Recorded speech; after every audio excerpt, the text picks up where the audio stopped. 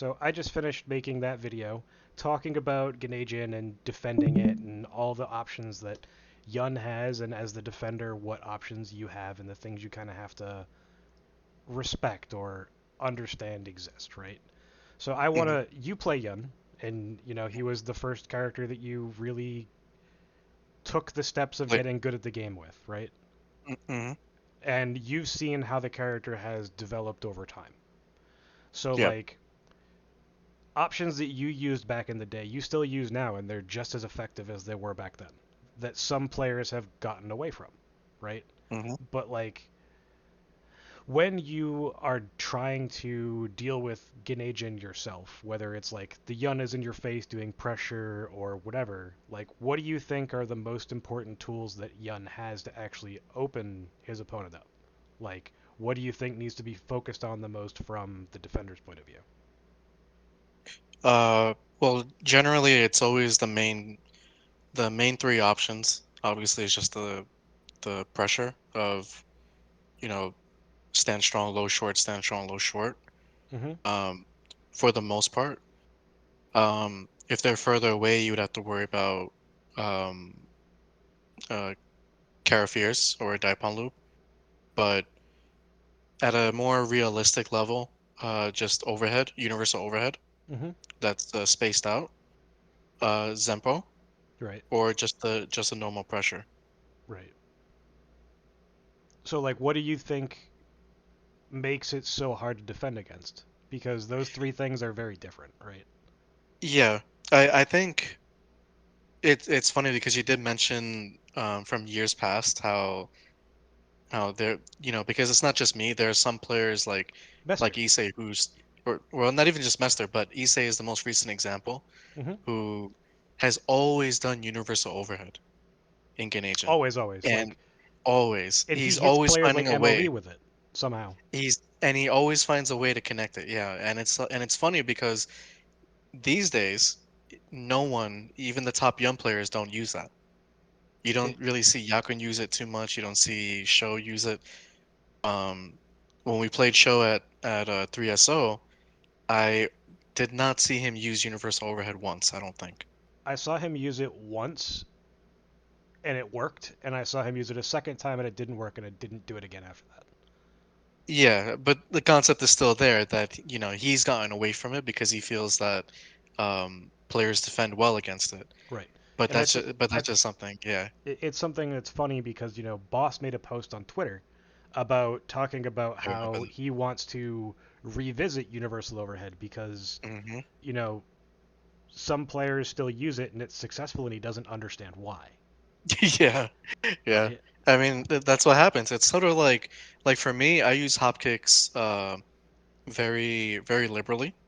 You also And use shoulder and like mhm, pressure strings and stuff that where a lot of players don't anymore, right? yeah, And like this is something that I go over in the video. Like medium punch shoulder is like +5, and heavy punch shoulder is +3, and you're still in range. So like you still get to threaten things, and it's a guaranteed frame trap when you make your next decision. So it's like hmm, super risky for your opponent to actually commit to something.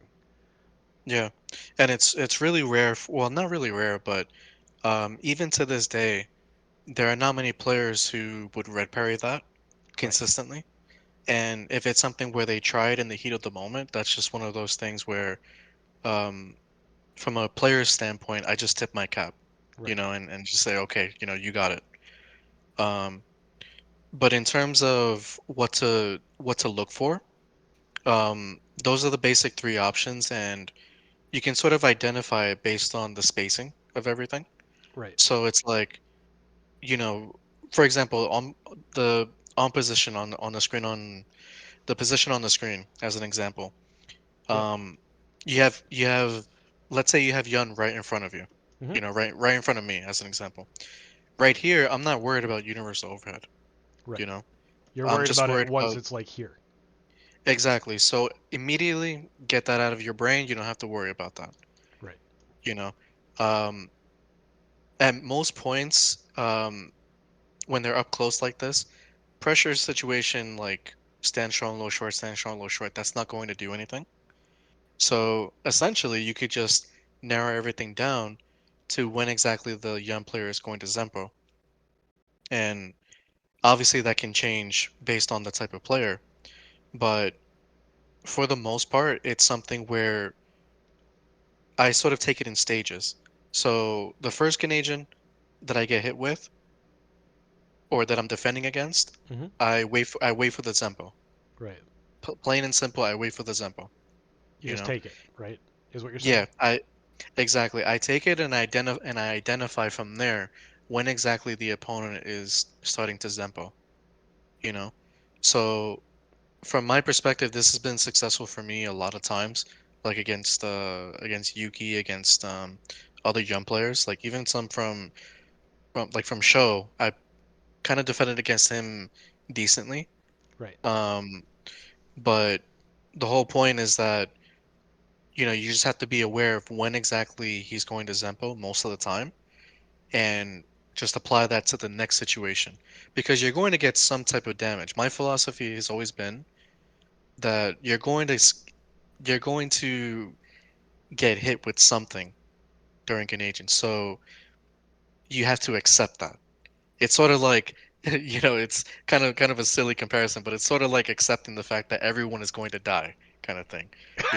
You're going to get hit by Geneijin. Right. So You're going it's it's like kind it's kind of morbid to say it like that, but it's true. right. The fact of the matter is that you're going to get hit by something. You have to make the choice to interact, and if you're making that choice, there's a very large risk behind that choice. Even if the Yeah, Yun is doing like like this, all it takes is yeah. them to delay by 1 frame, and if you try to like jab in the middle because you think that like they're just gonna do their pressure and their pressure ends with crouching light kick, which is plus 13, and like well they delayed by 2 or 3 frames, then you get hit for it.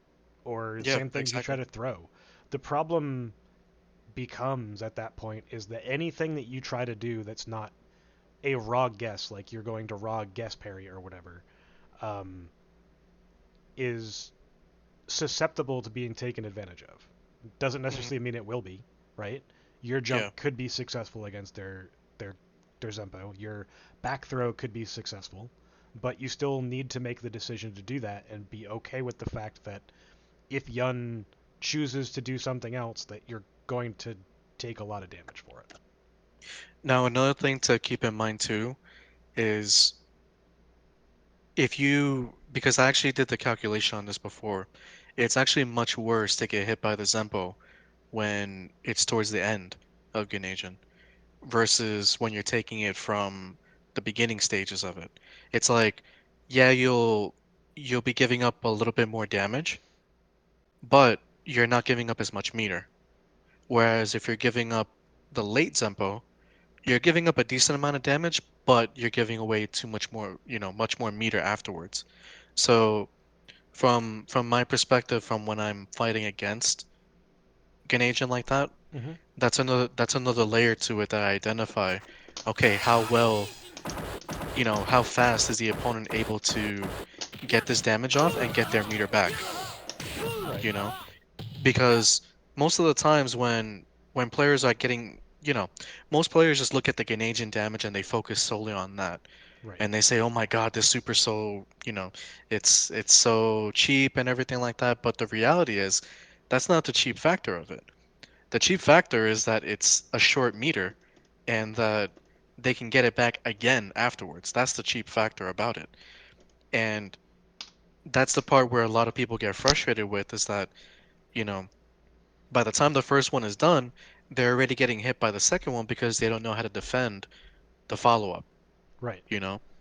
So, as an example, let's say if you do a combo towards the end of Genajin, Mm-hmm. um, like a Zempo, you know, this is me defending. Okay, I take this. Look at the damage. It's That's 37 decent. damage, 35 meter. So it's about That's 25% of your life, and it gives him one poke away from 55% meter. more than 20%, or more than yeah. I mean, essentially almost half his bar back. So in a situation like that, 37 points of damage is not, it's not really anything that I'm going to worry about. So A situation, but I may say it that way. Let me just rephrase that. I don't worry about that situation currently, but I pay attention to it for the next one. Because what that means is that my opponent, and this is the next layer to it, my opponent is going to start thinking, okay, he's defending, you know, all my pressure with Geneijin, he's not really being opened up. Then let me just do the Zempo, immediately. Right. Right there is when I start fighting back and I start saying, okay, let me guard jump here, let me, grab here if he's up close to me, you know. Um, because what's the most that you can do during Genasian? I mean, you could probably grab right after, right? If I get Uh, the parry, I think it's what is it? Oh wait, no, grab a super parry is I think it's zero so the frame exact advantage. situation is even if I do like standing medium punch, crouch, light kick, and you parry the stand medium punch, you can back throw me. Throw is the Yeah. only thing that's guaranteed. Um, So yeah, and that's one thing where you look for that and you're like, okay, let me just take this gamble and let me buffer a parry and then grab immediately after. right. So that alone can apply pressure to you as a young player, and that's where the mind games start, you know? Sure. There's also like So the thing that you have to consider is that if their pressure is correct, that's a red parry, right?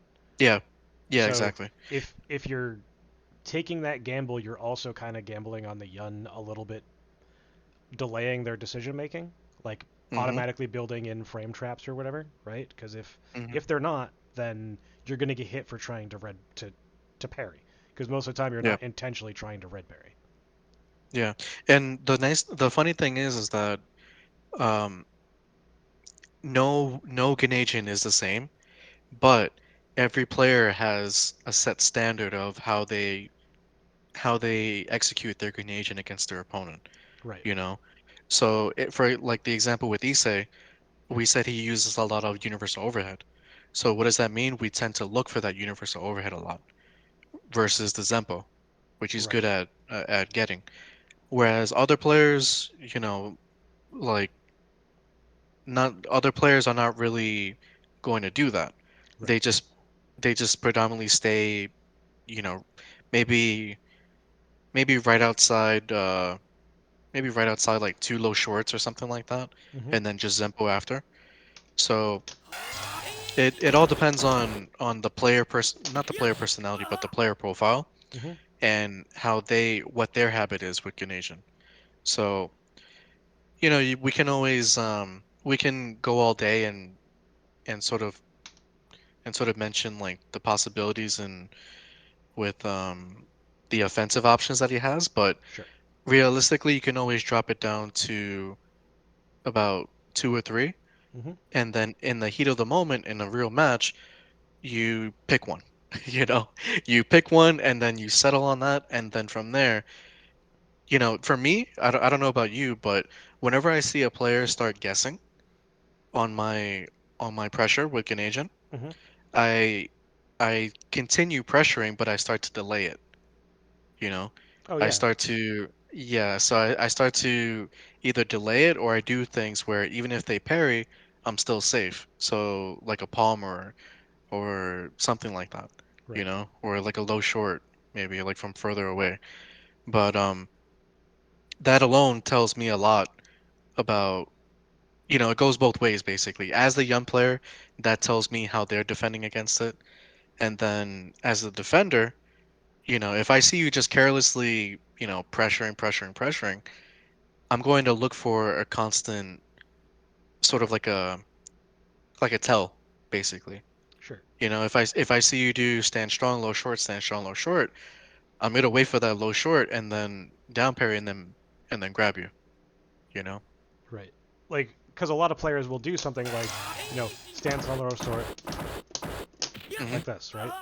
And Exactly. like this is another thing that's interesting because there are players like you'll see Yakun use stand light kick, you'll see Sho, you'll see Ushi use stand light kick as a tell for Zempo a lot because Hmm. there's less pushback, right? But just Yeah. because of that, and it having less frame advantage in Geneijin, it's also an immediate frame trap. So you as the defender have to make an immediate decision on, is he going to Zempa, because it's going to be faster than it would be off of like a crouch short, right? Mhm. And if you're going to defend, you have to defend then and there. So like there's also fake tells in a way, or like tells that you Yeah. can use to your advantage. Um, and it's the same thing with like just crouch short. Is in this situation where you're doing crouch short, whatever, you can also from a far range do crouch short, crouch medium kick into Dakai or something, and catch an opponent trying to either press a button or back throw or whatever. So there's always Mhm. the cat and mouse game necessarily of like the way that you're trying to interact and defend and all that stuff. But Yeah. like that brings me to my next question is like what do you feel the risk versus reward needs to be for you to interact, because you've said that the way that you like to do it is look for something and Mhm. then go from there. So if I do a Yep. late Zempo, you had mentioned that you thought that the next layer of things is a early Zempo might happen next, right? Mhm. But when you look at players like Show, right? Mhm.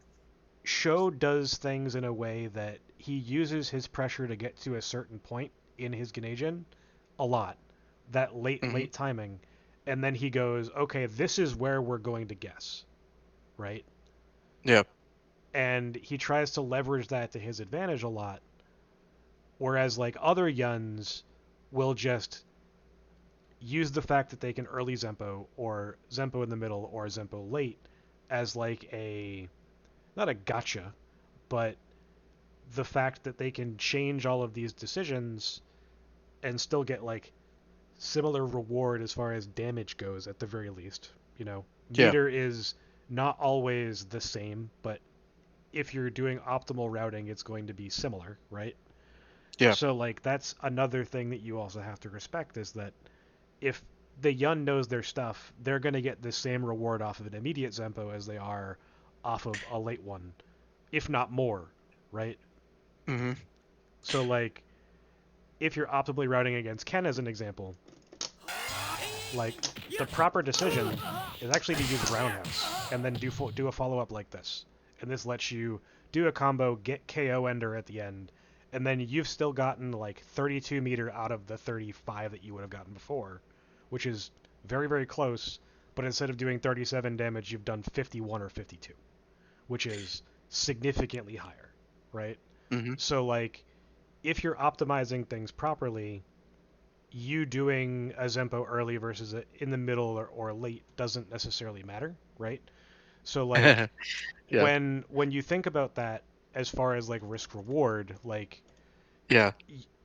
the way that you're approaching it is different from what you hear a lot of other players say that they do, right? Like how many players do you hear give advice about dealing with Geneijin and their advice is take the Zempo like almost at all costs? Mhm.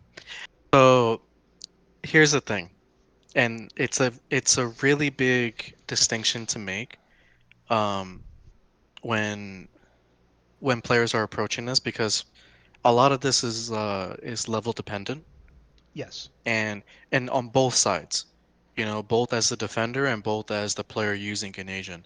Mm-hmm. So as an example, um you mentioned the word respect Okay. when it comes to um the Geneijin aspect of it.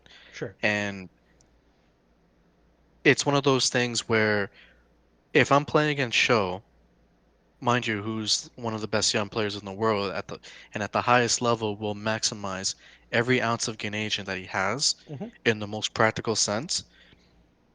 I'm going to respect his Geneijin and I'm going to accept that he's going to Zempo me Right. unless I'm about to die. That's when, if I'm like low on health, and that's a certain situation where I would say, okay, let me really focus and really um try to zone in on when exactly he might Zempo me. Right. So, But sorry to cut you off, but like, is mhm. this a practical scenario where like the Zempo kills you 100%, or is this also the type of decision making that you use when Zempo leads to a knockdown. They have meter, and now it's guess for game. Both actually, both. So let's say if I'm at 25% life Hmm. and I'm playing against Show and then he gets a low forward activate. Um, a situation like that, I'm more inclined to take the Zempo because he's going to really try to pressure me. At least that's the way that I would see it. But the fact is that I'm going to respect that because it's inevitable that he's going to inflict the maximum amount of damage on me. Right. If you So get frame it trapped there, you die. exactly, literally. So it doesn't necessarily make a difference if I try to fight back because it's only going to it's at the highest level, it's a really low chance that you're going to get something successful out of it. And that 25% will kill you if you're, you know, if you mess up on that guess. Right. So the most guaranteed thing that you can accept is that okay, if a Zempo comes, I might be down to a little bit of life, Like or in this case, like literally like 3 or 4% life. yeah, exactly. Or if he does it late, a late Zempo, then okay, I still have a little bit more to play with. And from there, the follow-up is something where I can identify based on the player's habits kind of thing. So that's playing against the highest level in that scenario. Right. Now, shifting that to let's say if I'm playing against I don't want to say you, uh, You can but say let's say me. if I'm It's fine. no no no, but let's say I'm playing against because the thing is that you're a special case in that you know what the maximized combos are, Right. but generically it takes an execution standard for that. Right.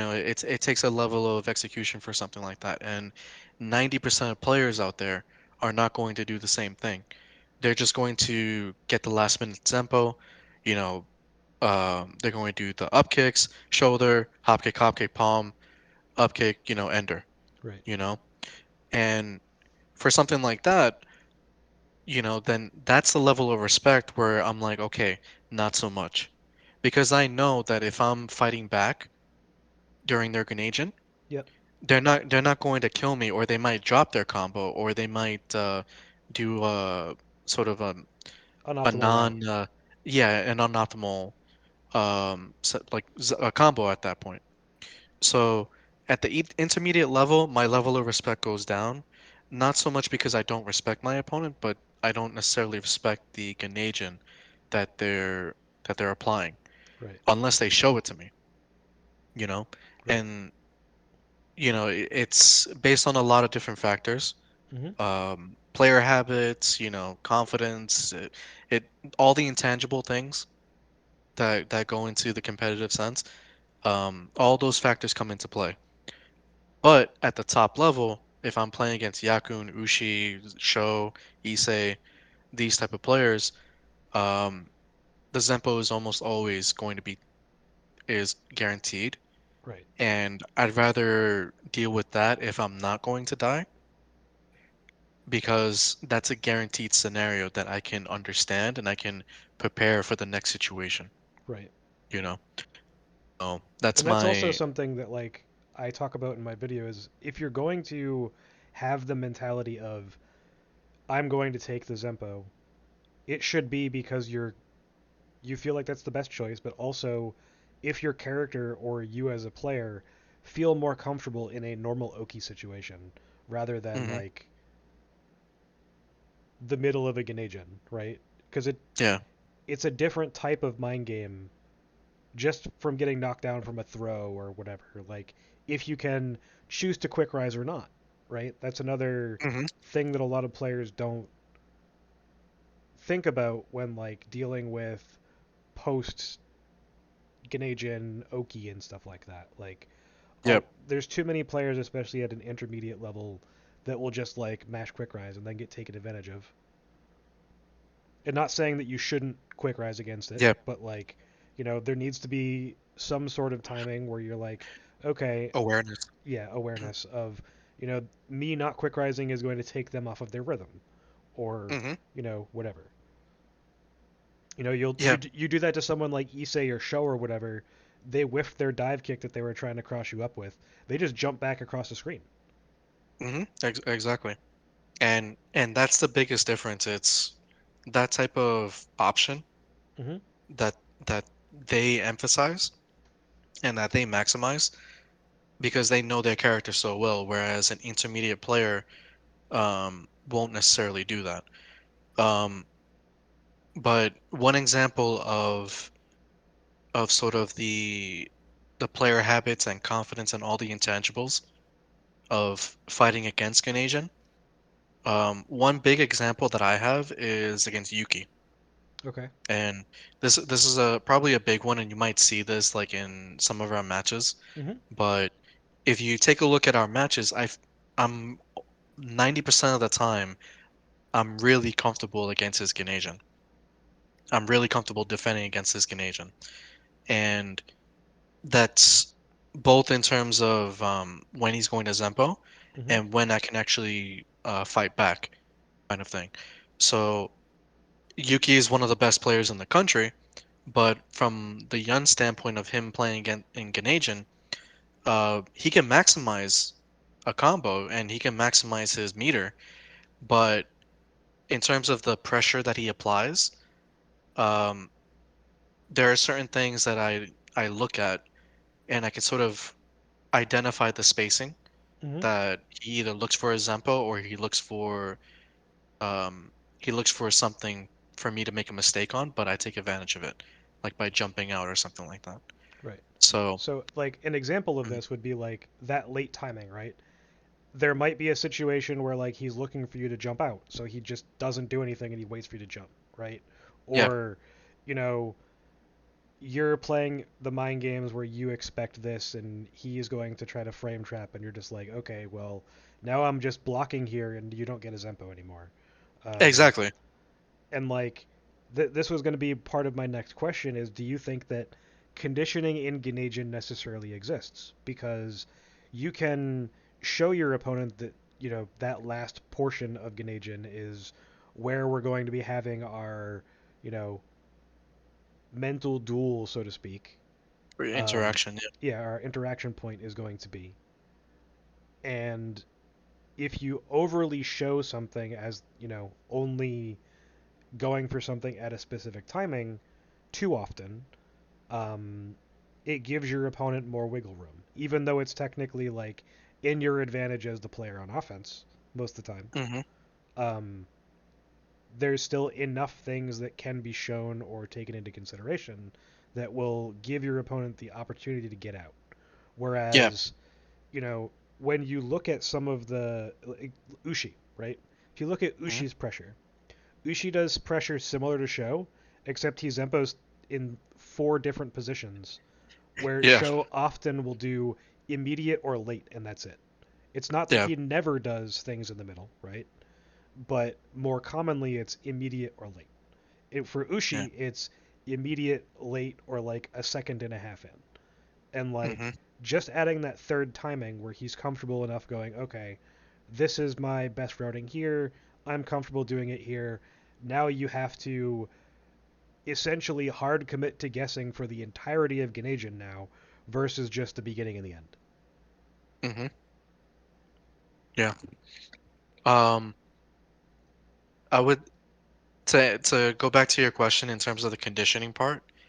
Um, Absolutely, there is, and it works. It kind of works both ways, but for the most part, here, I mean, one example, there are a few players who, when you pressure, they when they find that space right in between the pressure and the Zempo, Mm-hmm. there's like that slight pause that majority of players have. And for me, I show it on purpose because I like to see if the opponent is like to, if the opponent likes to um, parry and then carry grab, or Yep. just carry grab in general as a Mm-hmm. defense. And that is the type of conditioning that both players can apply to each other. So Right. me as a young player, I purposefully pause and I wait to see if they're gonna carry grab. and then I do my Zempo afterwards. So I show that to them as a conditioning Even if that aspect. And Zempo makes it so that you don't get an ender. yeah, like for the most part, I always Zempo to get an ender. I almost rarely, I almost never get a Zempo with Geneijin, and then I don't get an ender like that, or Right. an ender that's sufficient, Right. you know. But sometimes, So like, if you're forcing this interaction, let's say at that very last moment, right? You're like, okay, I'm going to check what you're doing here, mhm. and you might concede not getting that ender to get that information. Yeah, yeah.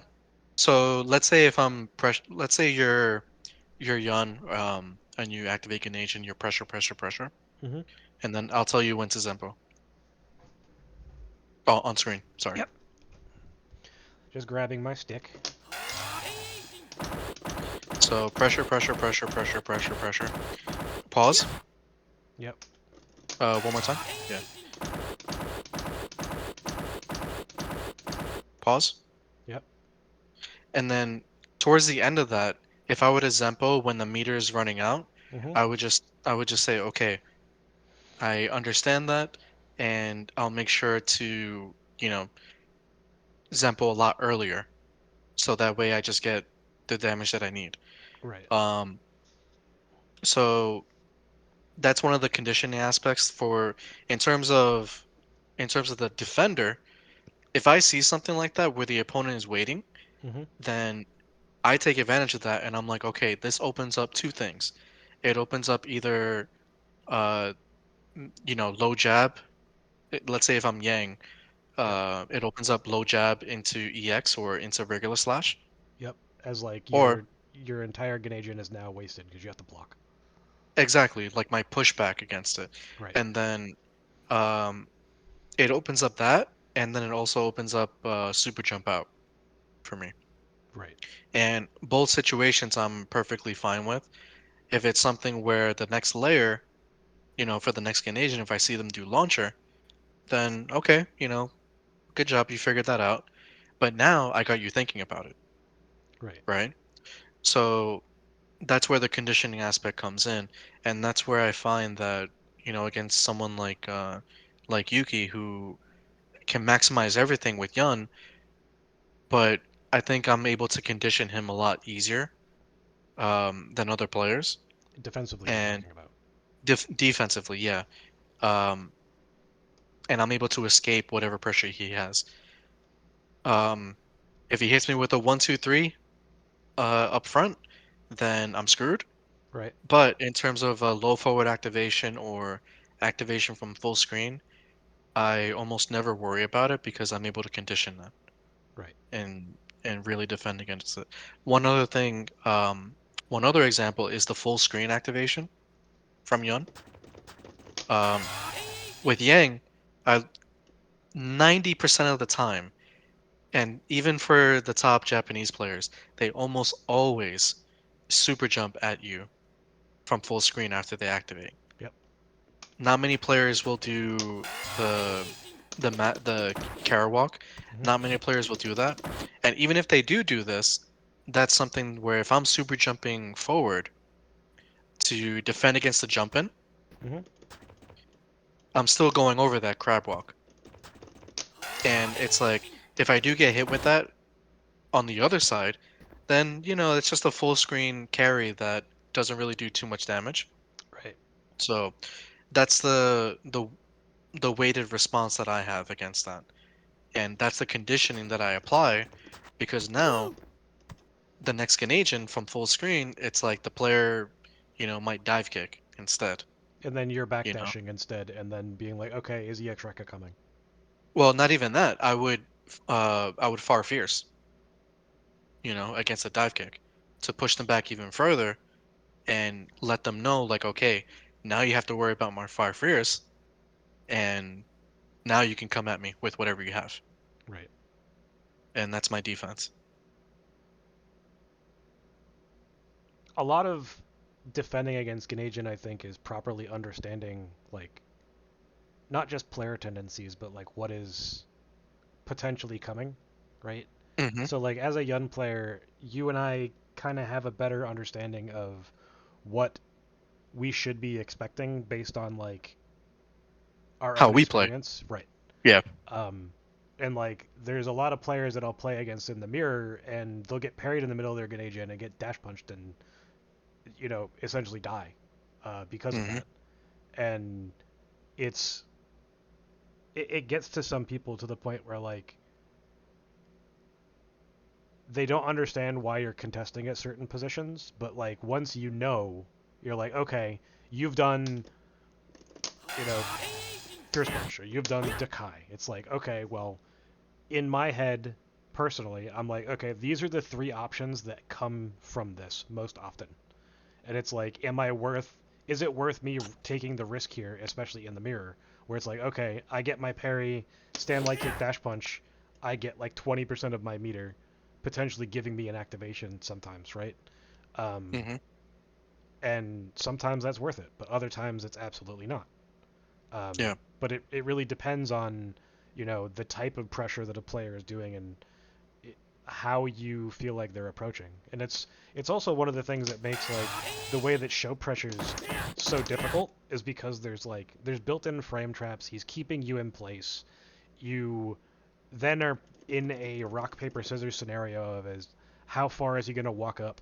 Is he going to walk up and start pressuring me? Is he just going to walk up and Zempo? Like there's so many things that you need to think about where like your mental stack can get overloaded, but also Hmm. like as the young player because you have so many options, we've had conversations where I have too many options and it overwhelms me sometimes.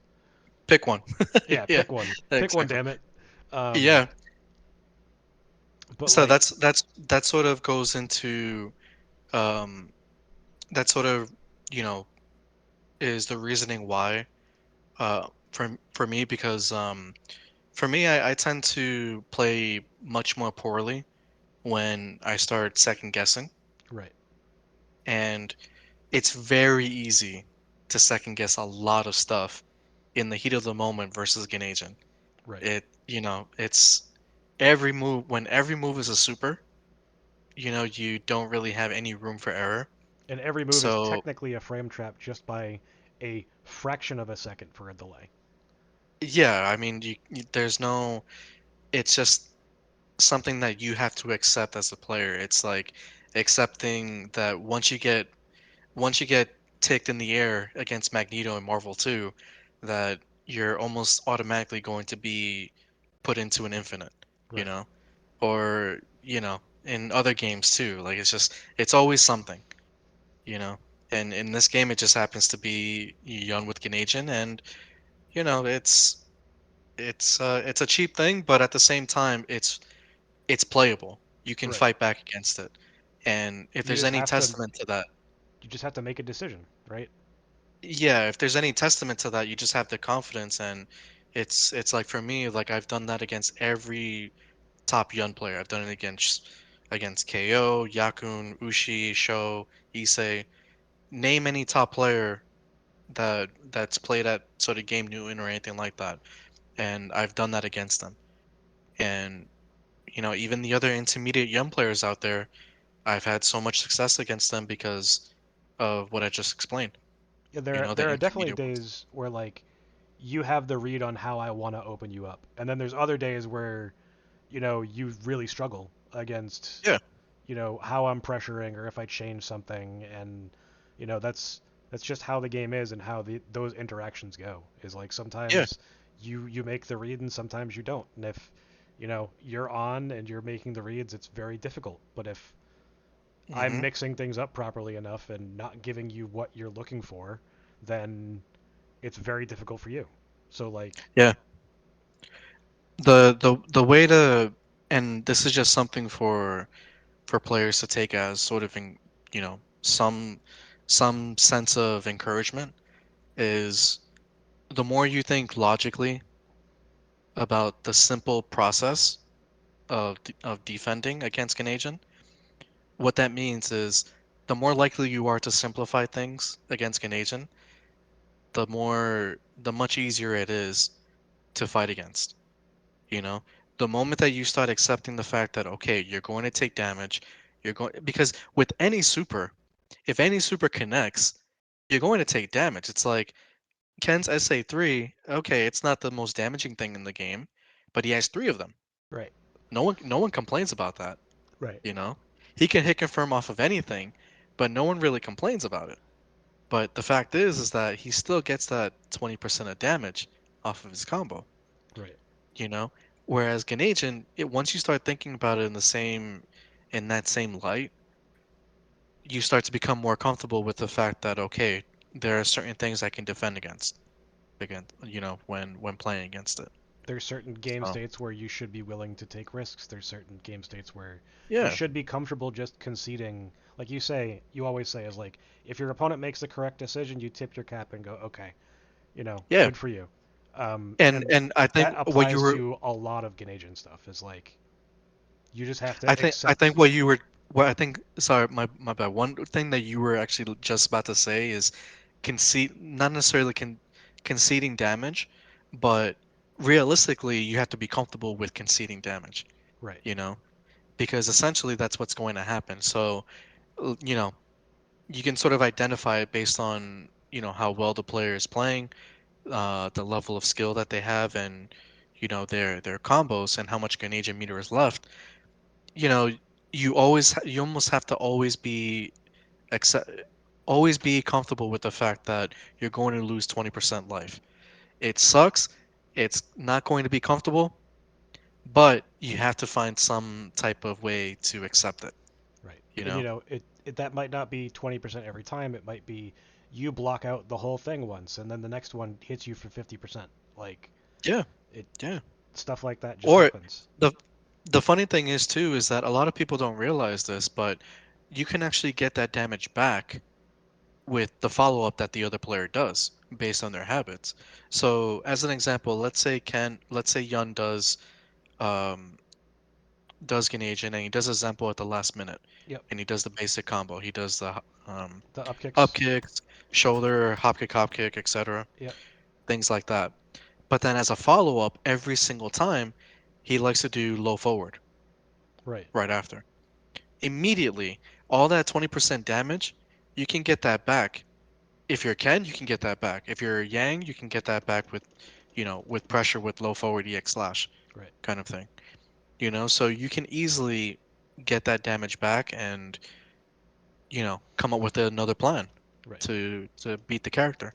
Yeah. So, It comes down to like we were talking about how comfortable you are reading the situation afterward as well. And if hmm the best Yuns in the world, like Boa and I earlier, we recorded one of these as well, and something that show does very well that a lot of other Yuns don't is like the absolute max range where this whiffs, right? hmm and And then he like Zempos after. it's not even that he Zempos after, right? It's like outside of Geneijin. Like this is the type of situation he wants where if you jump, it hits you. If you try to late tech, it hits you. Like it covers so many different options. And this is like where I wanted to transition a little bit is like you kind of have to approach defending against Ganajin like you're trying to deal with an option select that exists in the game because every option select has one thing that it loses to, hmm right? Every type of decision that Yun can make has one thing that it loses to at the very least, right? So hmm like is it are you going to make that decision or aren't you? And again, like you hmm always say, if your opponent is defending against guard jump and you guard jump and they late hit you or and go into like, Ken does, their forward throw and then does walk forward or walk forward into target combo super or whatever, and you're like, okay, I think the throw is going to happen. I guard jump, I get hit, I lose the hmm round, right? Or whatever.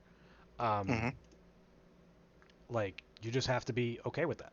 And Yeah. you know, you just have to be okay with there's always going to be something that beats me, whether you're off on offense as Yun or on defense.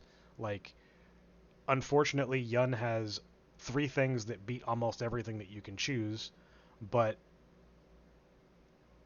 quite literally, you have to make a decision to do something, and it is still a risk to take the Zempo. It's still a Yeah. risk to press the button. It's a risk to jump, but every single thing in this game is all about risk reward, and It's it's all just about risk and reward. right. Yeah. So like you have to respect it, but you can't overly respect it, and just sometimes you have to take that risk. And like you were saying, like if you are at full life or whatever, just take the Zempo. Like deal with Mhm. the situation afterward. If you're Not only just take the Zempo, but identify too. right, Identify because it's all based on player habits too. And this is something that from the intermediate standpoint, a lot of players have trouble identifying is okay, they sort of forget about that fact. They yeah, sort of look at it and just say, "Oh my God, he Zempo'd me. Oh my God, look at this damage." It's like, okay, get over that.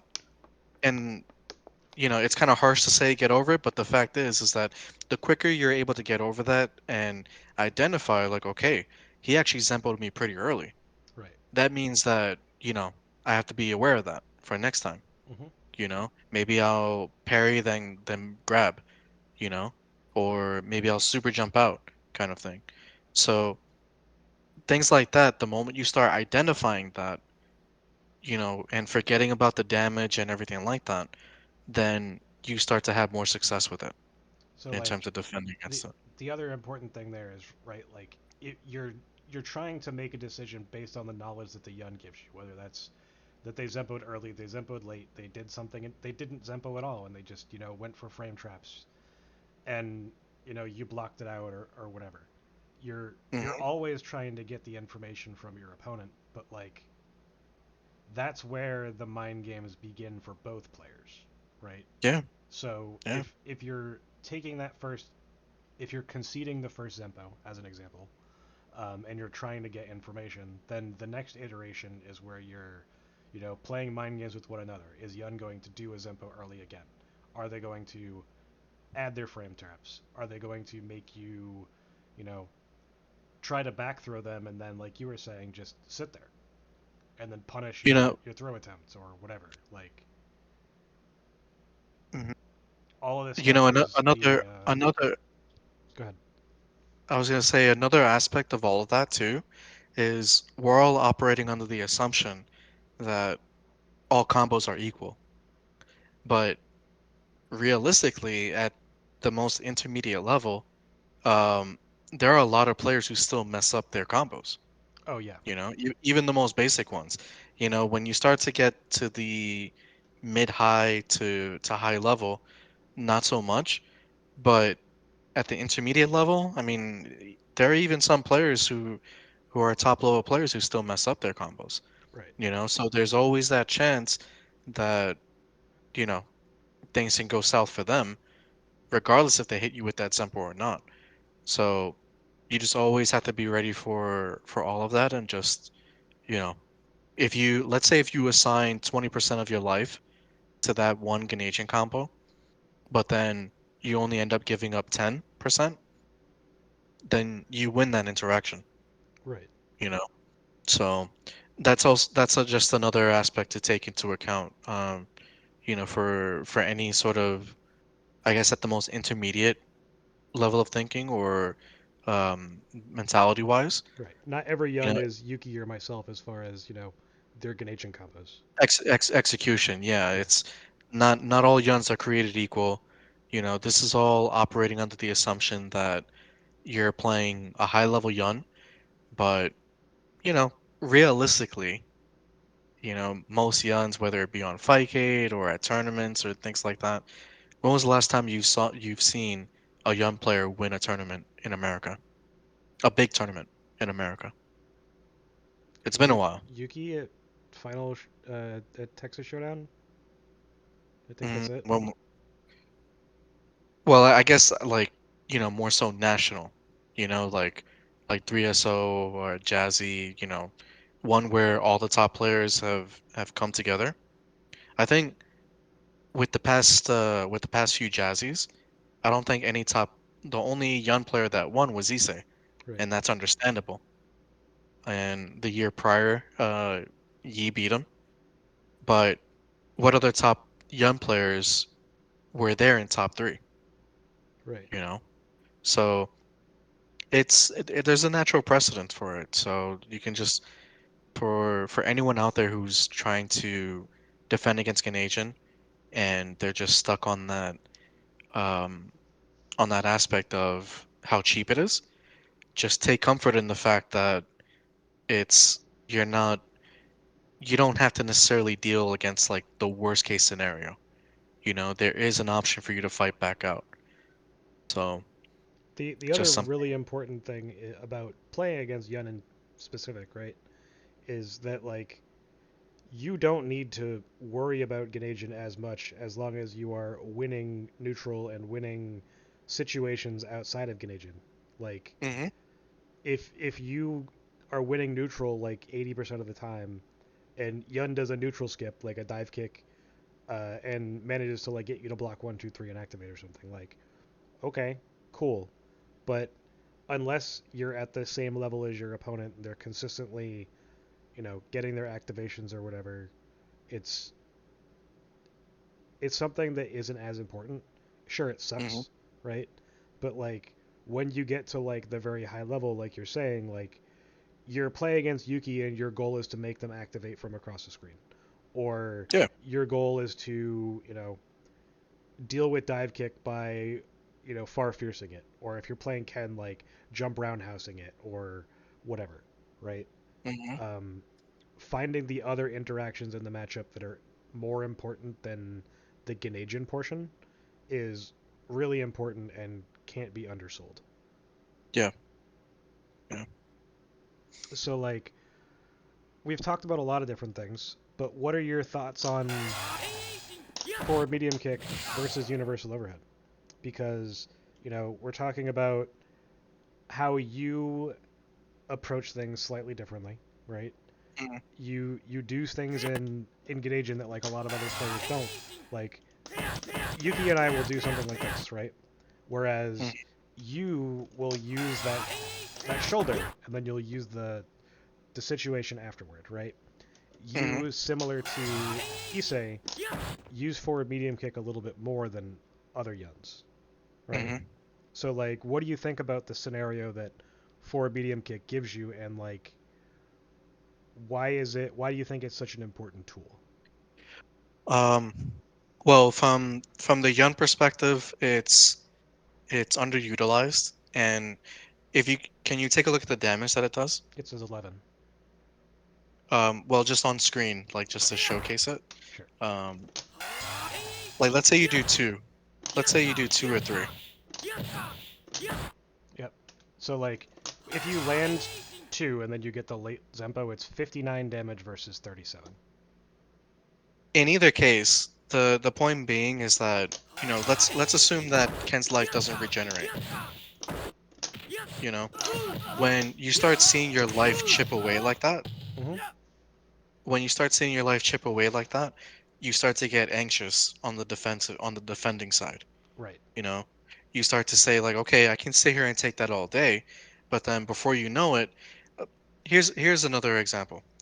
Put Ken to, and we're just gonna showcase this. Put Ken to not refill his life bar, Mm-hmm.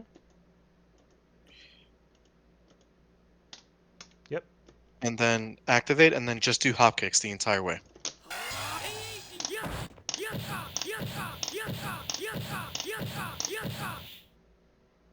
Okay, look at that. How much life is that? Like That's 25%? 66, so 35% ish. So yeah, so 30%, let's just say. 30% just from hop kicks. That's essentially a whole combo. Right. So the mindset, the mentality behind that is that the moment that you get halfway with that, that's when players defensively start to get more anxious and they start to say like, okay, I need to really block this because I'm losing a lot of life, Right. you know? So at that point, you start to open them up with that, Because reacting to and this is quite difficult. Like it's usually, really difficult. Yeah. because like in Yeah. Geneijin, um, this move starts up in 13 frames and is active for quite a long time, right? So like Hmm. it's 13 frames for that, and then you also have to compare it to Universal Overhead, which is also 13 frames. and they have two completely different animations. hmm With universal overhead, I'm more wary of this, but it's more space dependent. Right, You know, if they're further away, it's gonna whiff. If they're close up, it's not going to connect. So I have a much easier time defending against universal overhead these days. I think probably just because I practiced it. right. Um, But but also, I like to use it a lot, and you've played me for a decade. not more, not really that too, but it's just more. I don't know. It's just the visual of it. It's much easier to see it. Whereas I know with the hop kick, I know you have the audio cue, but it's still something where it's like visually you can see Yun float Yeah, and you both have time to both react of to his it. feet come off the ground. Yeah, I think that's the aspect of it. Whereas Right. with the hop kick, One it's foot's on like the ground, basically the yeah, entire time. exactly. So it's a little bit deceptive visually. Right. So um, when you think about it in that sense, for me, Universal Overhead is much easier to defend against. But in terms of me using Geneijin and using hop kicks, I like to use it 2 or 3 times to show it, and then at that point, um, after I show 2 or 3 of them, then that's when I start to see how they react to it. Do Right. they start trying to parry? Do they sit there? Do they stand up? And do they, whatever the case is, exactly, like, do they stand up? And from there is when I find my opening. So for me, I don't necessarily just go for Zempo immediately. I just try to showcase that and, just see what they do, and find my opening from there. Funny enough, like I've had this I played against an intermediate player just the other day with Yun, and I did that same exact scenario where he was a guesser. Hmm. He was one that likes to guess parry, and he likes to just try to parry everything essentially. Right. So I did low forward activate, and I did hop kick, and then I started to see him stand up, and I was like, okay, he's either trying to parry the hop kick or he's trying to block it. In either case, low forward into forward fierce opens him up. Right. And lo and behold, I did instead of I did a conditioning aspect where I did far strong into hop kick, Hmm. and then I did it twice, and then what it does is basically telling them like, okay, before that hop kick comes, I'm doing forward strong, Right. far Far strong. strong. Um, but for the third scenario, I did far strong and then low forward fierce. Right. So that's when the opening up part comes in. So it's definitely underutilized, the hop kick, and it's definitely something that I encourage players to use a little bit more of. Um, if they're trying to find some way to differentiate between the Zempo and just regular pressure. Right. There's also the other important aspect of this that I talk about in the video is like if you're close enough, you're negative on hit, right? So like there is an interaction point that you can kind of try to force, especially against characters like Ken or Dudley or whatever that have a move that they can buffer into super there, right? Mhm. Um, that you can try to look to take advantage of, whether that's delay and then whiff punish them, or whatever. Um, but like it changes things completely when you use this move as far as how interactions happen. Because Mhm. like, when you're playing against Show and he's doing this and then he adds a forward medium kick, you're like, wait a second, I didn't expect that. And And then it mhm. takes your mind away from what the next decision might be, or that you might have to respect another one coming, or whatever. And he takes advantage of the space that he now has, because this when you do this from far away, you know, Yun ends up being like plus from very far away.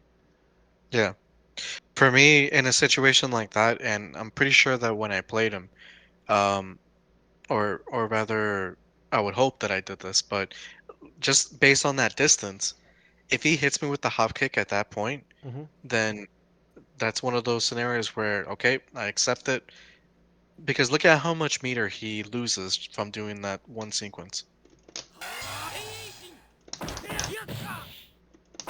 What is that? About 20, like 25% he loses? He can do that sequence twice, and then do a Kara into a move, and then Zempo to get the timing for the latest. Um, like But timing on. how often does he do something like that? He'll usually At, do at it the like highest level? once in a string. He doesn't usually do it multiple times. Um, So so immediately by process of just by mathematically, you can just identify like, okay, if he's at this distance, I don't have to fight back. He can have that two hop kicks you know, and that's it. right, Because by the time that you see him approach for a Zempo, it's like, okay, I can super jump out or whatever the case is. If you feel comfortable with it. right, But yeah, just based on that one distance, he's not gonna do universal overhead. He's not gonna get a full combo, and he's not gonna get a Zempo. So literally all three things that we were worried about at the beginning, is completely negated at this right. point. You have to worry about completely different things that are, you know, a whole different beast. But until you get to the level where like players are, just to give an example, right?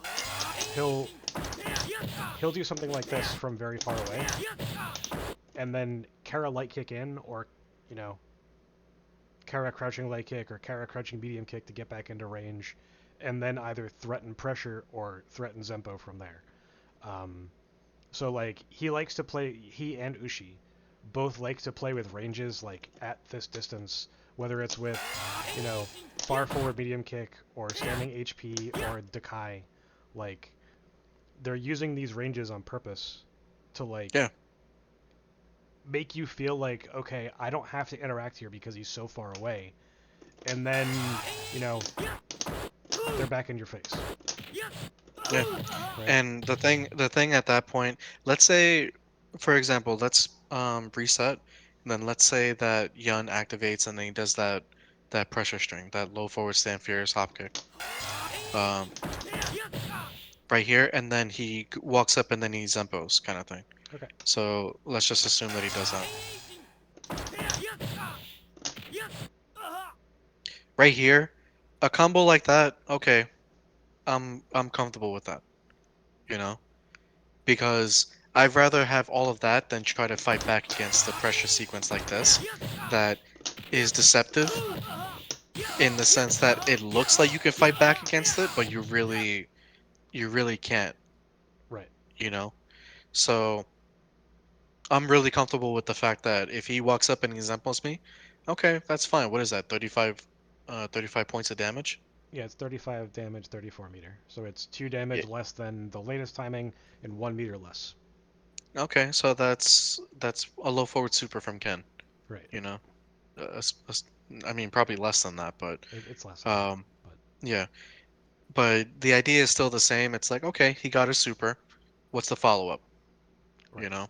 So that's it's a nice way to look at to sort of like identify like, okay, the points in where you can sort of be comfortable right, with your defense against Geneijin. And from the Yun perspective, you can also say, okay, this is rather than the damage, because you're not worried about the damage, you're more so worried about the meter. That's almost half your bar right. back already, so um yeah, that's that's sort of the that's the way that I would look at worked for me Yeah. for most of my playing days, but players are different. So So just because I have you here, you use shoulder probably more than anyone in the U.S. Um, yeah, uh, low forward, I like to do you low use forward shoulder. low forward shoulder a lot. Yeah.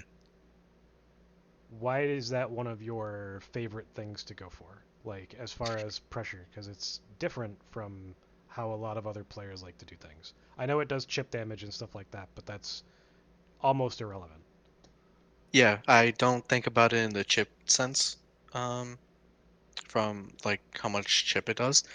Um, the way that I like to think about it is just because when I'm full screen like this, I've encountered players majority of the times that when I'm pressuring like this, Hmm.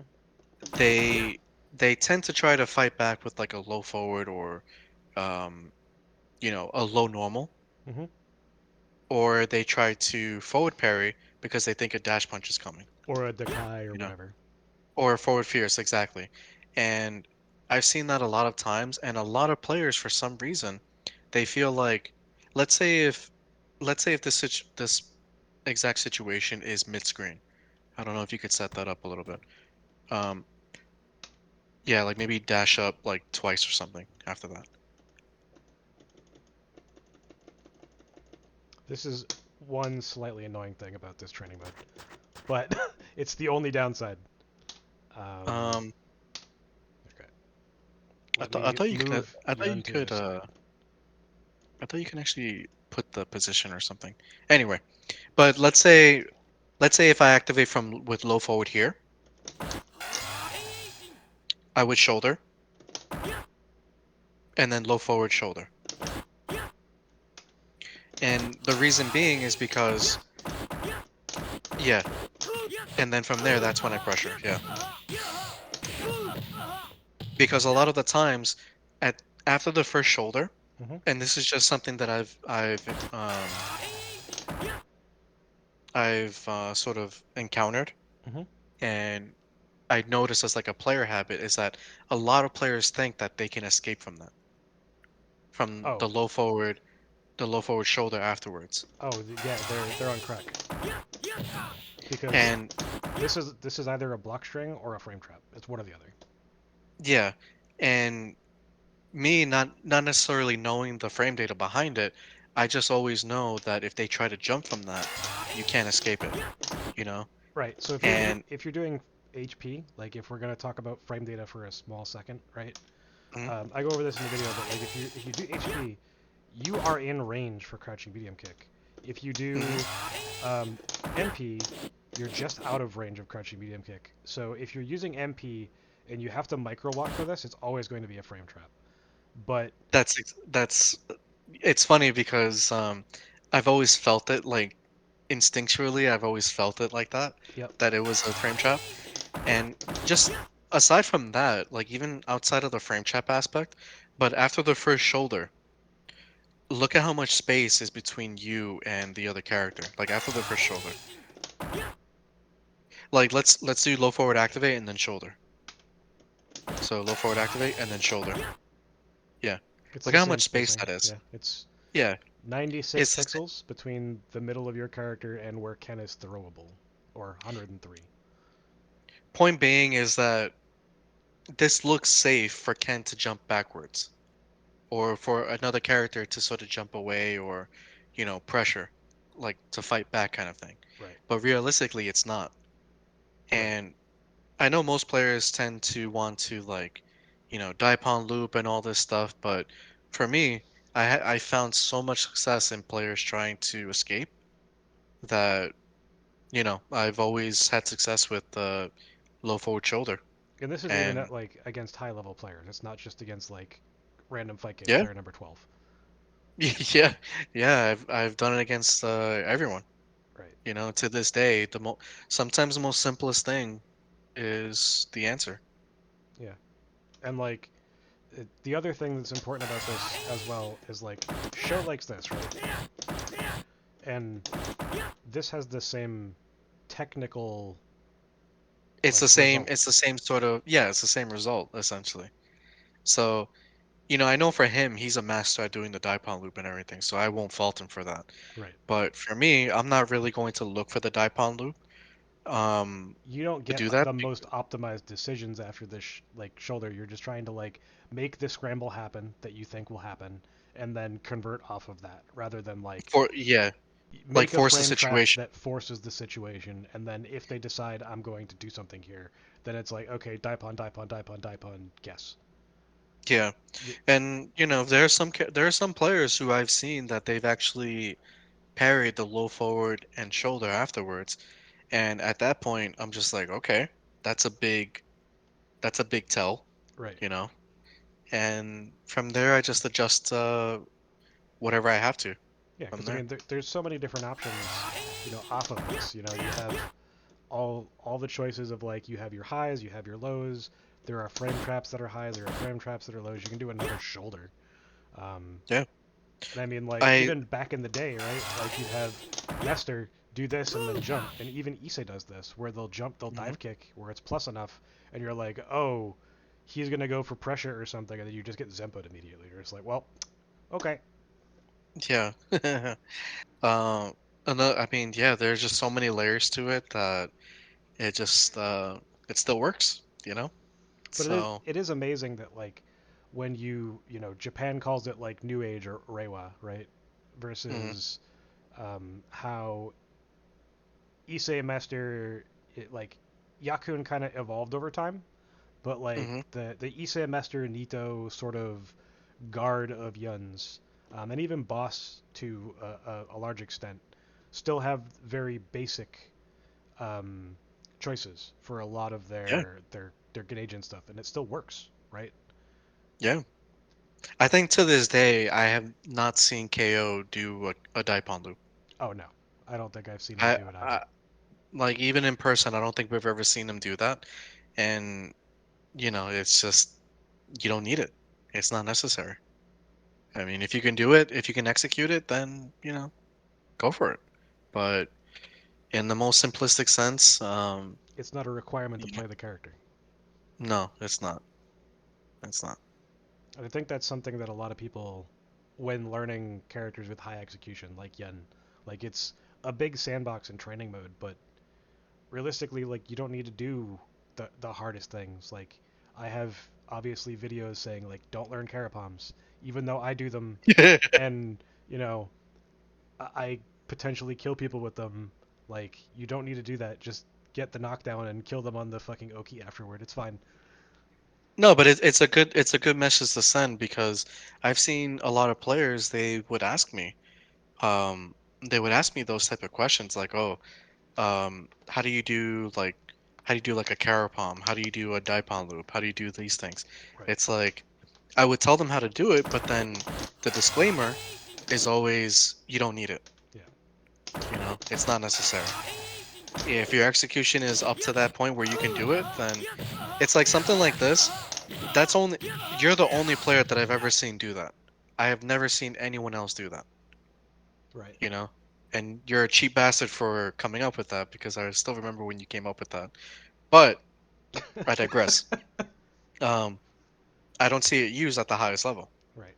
Even in match videos, like they just So don't do it. the funny thing is when we were at 3SO, I saw Show try it a bunch of times and he failed every time. Yeah, And I was like, exactly. bruh, like the only other person I've ever seen do this um, and land it are Shinta and Derun. And Derun doesn't do it like unless it's a setup.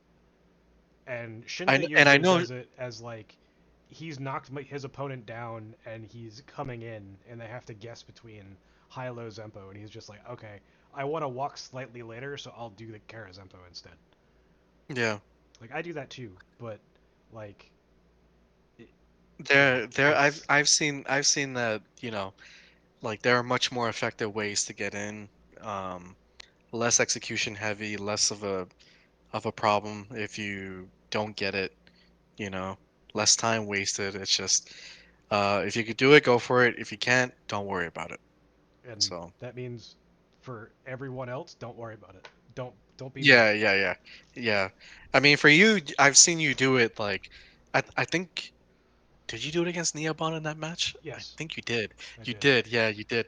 And when I saw that, I was like, yep, that that's why I say you're the only player that can do it. And it's like, it's nice to have that, and that's your specialty. So, but for other players, don't try this at home. Warning, warning. Yeah, Don't try this at home. don't try this at home. Um, It's the late night Without infomercials. without your safety goggles or some shit like that. So, but yeah, so. So the advice that I've gotten so far that you would give to players is, you know, look at how your opponent does things, understand you're going to take damage no matter what, and just be okay committing to things. And if it doesn't work out, well, you have next time, Yeah, essentially. so I guess just to the the advice that I would have for players in general is more so mentality wise Right. rather than like actual options because the options, again, you're going to get hit Right. regardless. Like like I say So at the end of my video, there are literally 10 different timings where Yun can Zempo you. And there are literally 10 different ways that he can hit you with overheads or, right. So like like there anything. there are so many different things that you need to account for that you quite literally can't. The way, so just to summarize the mentality aspect of it, number one is the moment that the young player activates, assign a set amount of damage that you're willing to give up. Almost like a almost like an expense, you know? You get your paycheck, what's an expense that you're assigning to it that you're going to give up regardless, Right. that you need to give up. You might So, be okay with 60%, you might be okay with 30%, like it's up to the player, right? and chances are that you're not gonna take 50% of life off of a Zempo. Right. I don't think I've ever seen that before.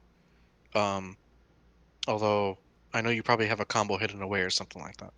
But the point is that if let's say if you assign 30% once that Geneijin is activated, Yeah. accept it. You know, at that point, the second aspect is um, identify. The next layer is identifying when they do Zempo. Identifying the player habits from there. Right. And then the third one is identify your own habits. You know, make sure that you're not showing too much. Make sure that um, you're not giving away too much for them to see. Mhm. You know, and just adjust accordingly.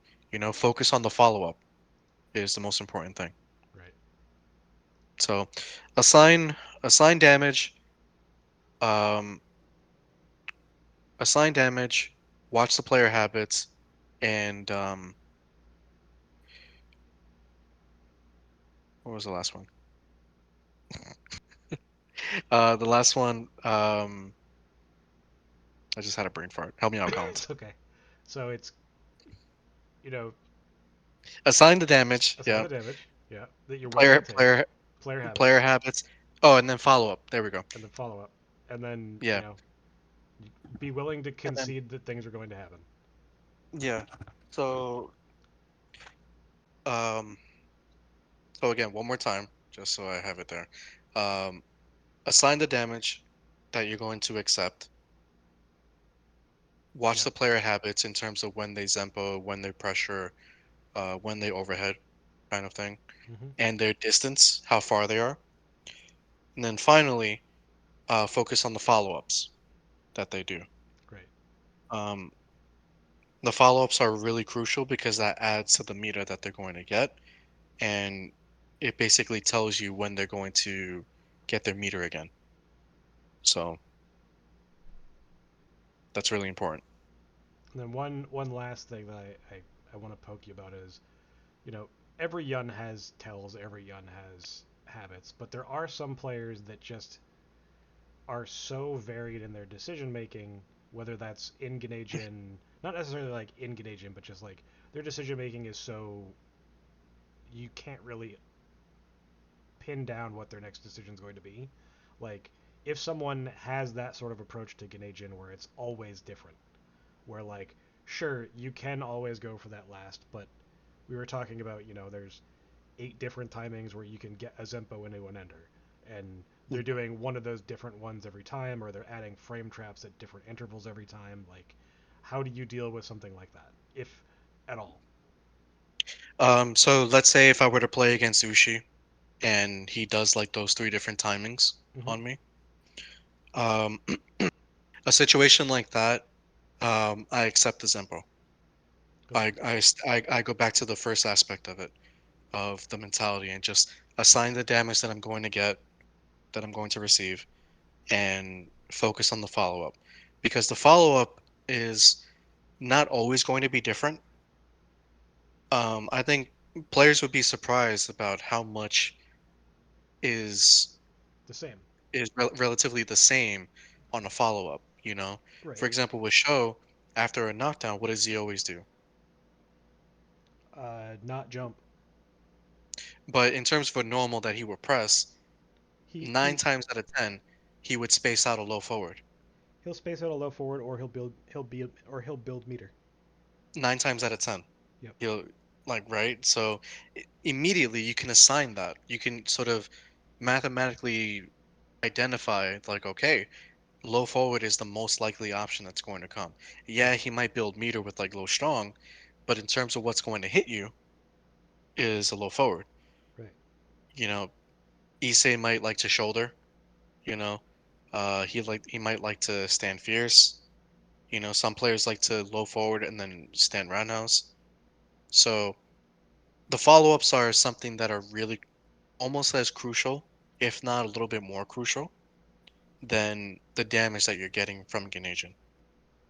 So if I'm playing against Ushi and he does those three different timings, they're all Zempos, so I'm not even worried about taking half life. I have to really hone in on what exactly he's doing to get his meter back. Just for clarification, the maximum amount of damage that you can do against any character is 69. So, God damn it, Collins. um, But so that's all. But what's the combo, uh, basically? let's not talk about that. Well, that's my point. Is Uh, that it, it's from it's me or like Saru back in his prime that's doing that combo. okay, so almost no one. Yeah, yeah, yeah.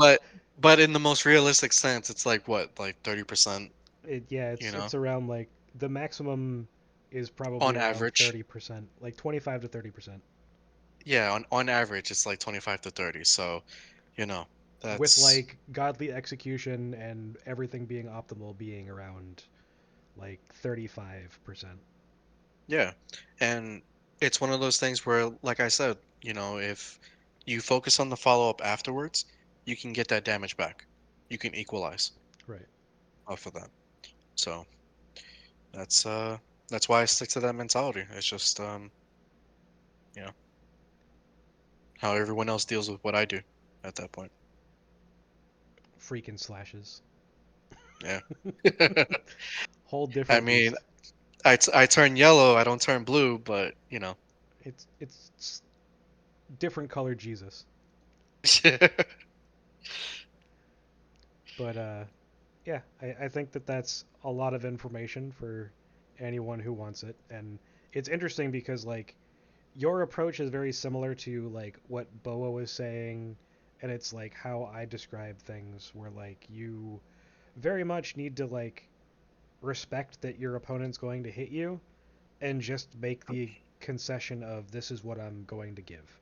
And Mm, whether that's I'm committed to press a button or I'm committed to back throw or whatever, that's up to you as to if you're okay with losing that rock paper scissors, right? But yeah.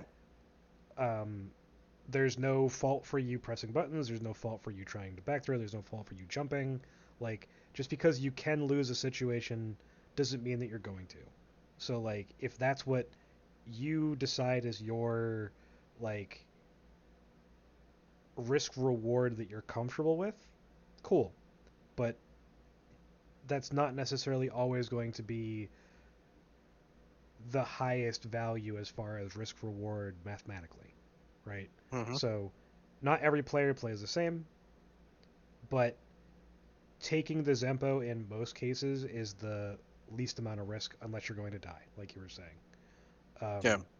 But you can't always take the Zempo either because it gives Yun too much leeway on his decision making as well. So there has to be a happy medium where sometimes you're okay taking extra damage because you can't just let Yun run over you.